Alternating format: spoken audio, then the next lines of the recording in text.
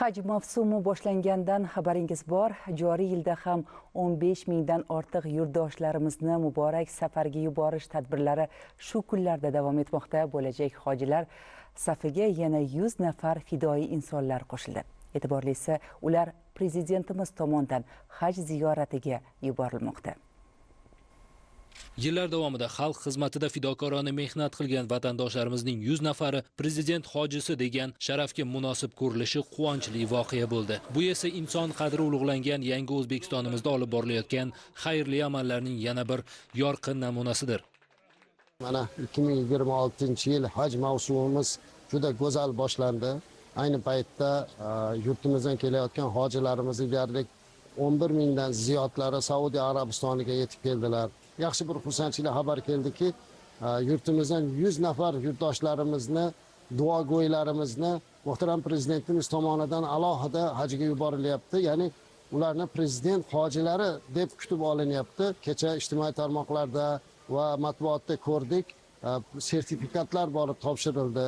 Bir musulmon dunyoga kelibdiki, orzu qiladigan sovg'a. Masalan, aytaylik, qayergadir dam olishga emas, balki Allohning baytiga yuborishlik juda katta muruvvat bo'ladi, juda ham katta iltifot bo'ladi. Shuning uchun mana shu 100 ta hojilarimiz hozir prezident hojilari sifatida bu yerga kelishligi kutilyapti. Ular uchun hamma sharoitlar muhayyo qilindi. Mana yoshi keksa hoji otalarimizga sertifikat topshirganini ko'rib juda ham ta'sirlanib ketdik. Yig'lab duo qilyaptilar yurtboshimiz haqqiga, yurtimiz haqqiga.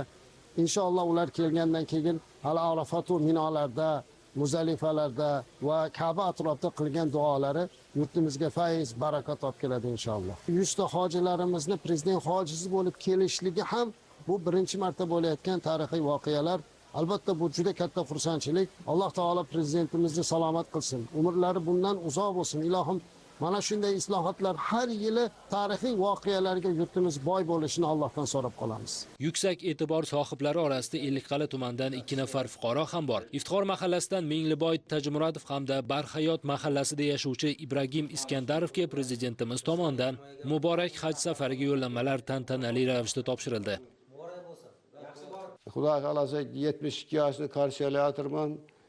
Bu umuman kutgan emas edim men. Prezidentimizga rahmat, mana shunday e'tiborga tushgan ekanmiz. Shu men o'zim cheksiz baxtiyor inson deb bilaman. Borgandan keyin birinchi shu tinchlik, osoyishtalikni tilayman. Mana hozir dekonchiliklarimize baraka tilayman, yoshlarimizga baxt tilayman. Shu naki yaxshi niyatim bo'lsa tilayman shu yerda. O'zim 45 yil maktabda o'qituvchi bo'lib ishlayman. Farzandlarimdan 11 o'qituvchiman hozir. Nevaralarim ham meni bitirib kelib ishlayapti. Hammamiz birgalikda shu yoshlarni tarbiyasi uchun, kelajagi uchun harakat qilib qo'limizdan kelgancha mehnat qilamiz.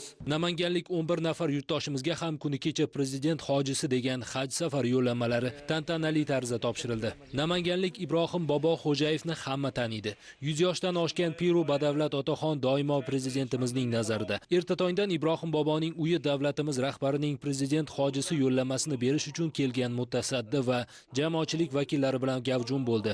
Hayoti ma'rifat quyoshi ostida kechgan va kechayotgan otaxonga prezident sovg'asi haj safariga yo'llanma hamda muqaddas safarda kerak bo'ladigan zarur buyumlar topshirildi. Otaxonga nurli manzillarda nevarasi Afzalbek hamrohlik qiladi. Ibrohim Boboning prezidentimizning doimiy e'tibori va g'amxo'rligidan boshi yana tog' qadar yuksaldi. Hurmatli Xo'jayev Ibrohimjon ota, sizga O'zbekiston Respublikasi prezidenti Shavkat Mirziyoyev tashabbusi bilan yurtimizda inson qadrini ulug'lash, ijtimoiy himoyani kuchaytirish hamda mehr-oqibat tamoyillarini mustahkamlash, qaror toptirish yo'lida amalga oshirayotgan ezgu islohotlarning amaliy ifodasi sifatida 2026-yil haj safariga yo'llanma taqdim etiladi. Alloh taolo sizni prezident hojisi sifatida qiladigan haj amallaringizni dargohida qabul aylasin.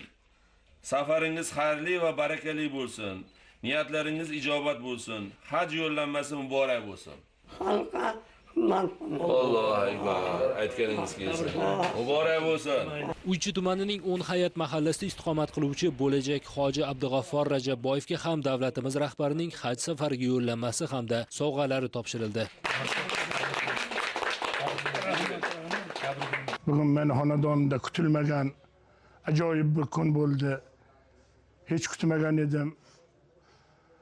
Muhtaram yurtboshimiz, prezident hojisi sifatida menga yo'llanma berdilar. Men bundan oilam bilan o'zim cheksiz minnatdorman. Aziz joyga borganda albatta yurtboshimiz haqqilariga, xalqimni, yurtimni haqqiga farovonlik, tinchlik, to'kinchilik so'rab Allohdan duo qilaman.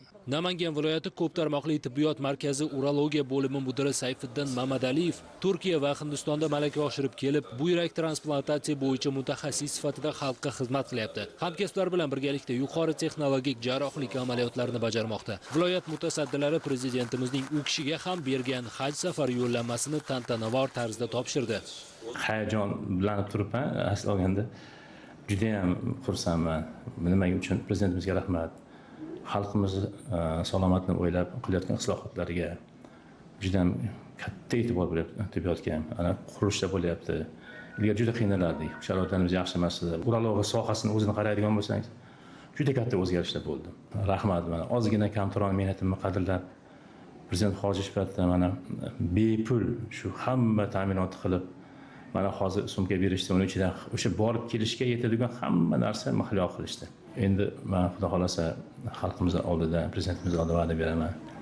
Yana bu tomonga borib kelganda nasib qilsa hamma kuch-quvvat berib ishlashga harakat qilamiz. Davlatimiz rahbarining alohida e'tiboriga sazovor bo'lgan baxtiyor yurtdoshlarimizdan biri Zomin tumani G'ofur G'ulom mahallasida istiqomat qiluvchi 78 yoshni qarshilayotgan Ismatilla Raimovdir. Ismatilla bobo butun umrini yosh avlodga ta'lim-tarbiya berishga bag'ishlagan ustoz. Ko'p yillik samarali mehnati, yoshlarni bilimli va vatanparvar etib tarbiyalashdagi xizmatlari bugun munosib e'tirof etilib, prezidentimiz tomonidan muqaddas haj safariga yo'llanma bilan taqdirlandi. Bizning davlatimizning yagona siyosati qarang, bu hammasi xalqni farovonligi uchun bo'lyapti. Men mana bugun nasib qilib haj safariga borar ekanman. Eng avvalo prezidentimga sog'lik, salomatlik tilayman. Yurtim tinch bo'lishini, osmonimiz musaffo bo'lishini, xalqimizni mana shunday bir yaxshi hayot kechirishlarini doimo tilab qolaman. Yagona niyatim eson-omon, sog'-salomat borib kelib, mana xalqimga yana qo'limdan kelgancha xizmat qilaman albatta. Samarqand viloyatining Jonboy tumanidagi Qangli mahallasida yashovchi Berdiqul Ummatov ham ana shunday yurtdoshlarimizdan biri. U 28 yildan buyon Ibrohim Ota jome masjidida qorovul vazifasida mehnat qilib kelmoqda. Ko'p yillik fidokorona xizmatlari e'tirofi sifatida u ham bu yil muborak haj safariga yo'llanma oldi.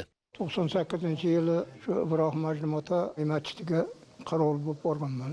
2026-yilgacha ishlayapman qarovul bo'lib. Prezidentimizga rahmat, umri uzoq bo'lsin, prezidentimiz bundan ham martabasi ulug' bo'lsin.